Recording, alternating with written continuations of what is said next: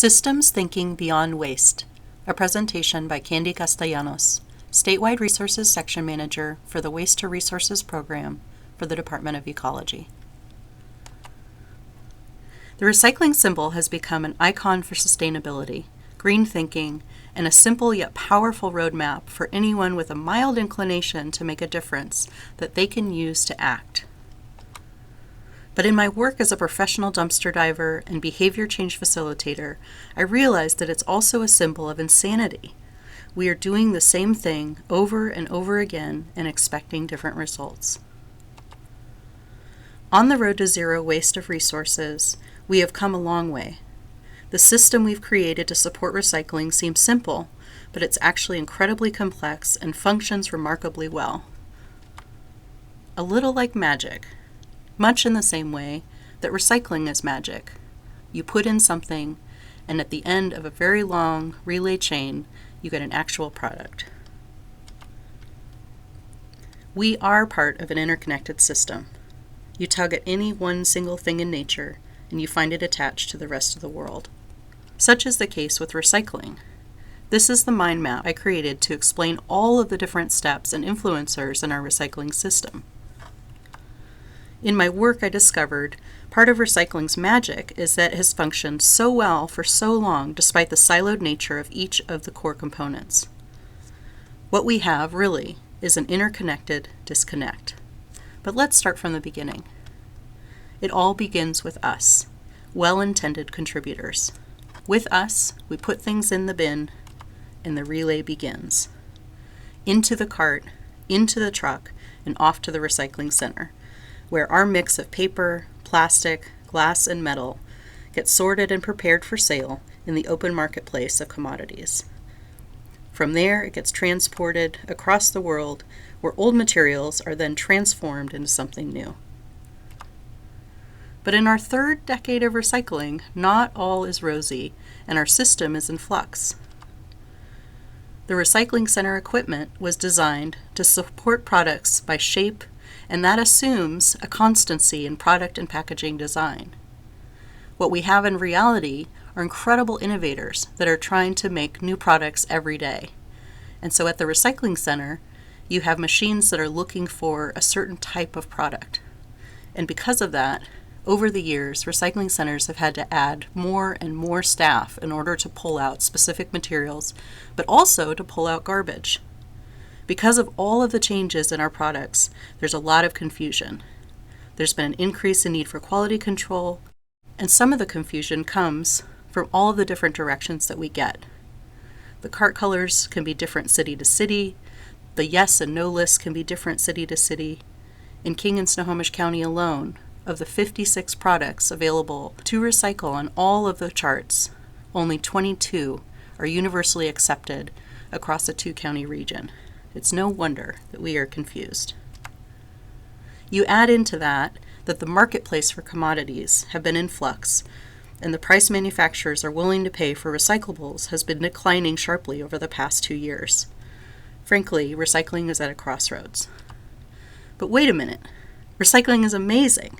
We love recycling. It feels awesome, like winning Best in Show at the county fair good. So let's think about why we're recycling. What is the reason that we are so excited to put these items into the bin? Why are we recycling? So as you know, we are part of one planet. And being a responsible global citizen and stewarding our natural resources is a huge responsibility and something that we need to take seriously if we want to share these resources for generations to come. So why recycle? What we're actually accomplishing by recycling is when a product is made out of virgin materials, the materials are extracted, transported, processed, and then brought to manufacturers in order to be made into the products that we use every day. When you recycle, what you're doing is you're removing from this chain of events the extraction and transportation phase, which is a huge savings of water, energy, and other natural resources. Recycling is a way to honor the value of the materials we use. Otherwise, it's a lot of effort just to throw something away. So let's stop right there. And remember that this is part of an even bigger system. If I recall, there's more than one R. And recycling is in the middle. This hierarchy shows all the different ways that we can best steward these amazing natural resources. So back to us, the well-intended contributor. What is our waste footprint? What is yours? Long before I learned that I could buy a reusable bag and use it over and over again, I was surprised when I came home one day and realized how many plastic bags I used in my regular weekly trip to the grocery store.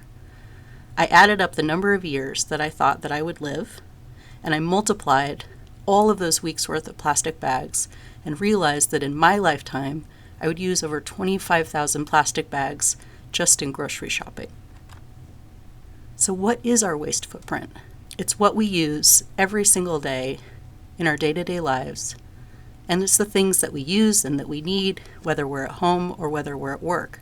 But the truth is, it all adds up, and we do have the opportunity to make a lot of different choices than we've been making. Even though we have amazing recycling programs that have grown in maturity over the last 3 decades, if you look at the US EPA's annual tally of how much waste we generate, we're still creating 254 million tons of stuff that we need to get rid of.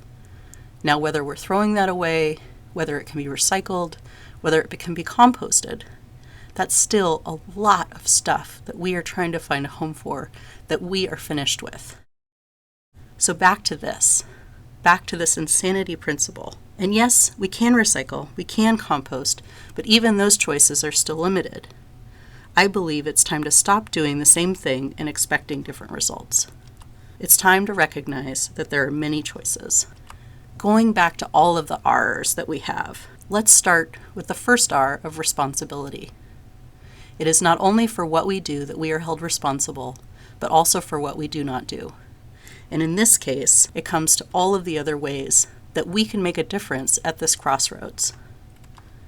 By understanding the complexity of our entire system of materials use, materials management, we can build bridges between these silos of thinking. It is time to rethink.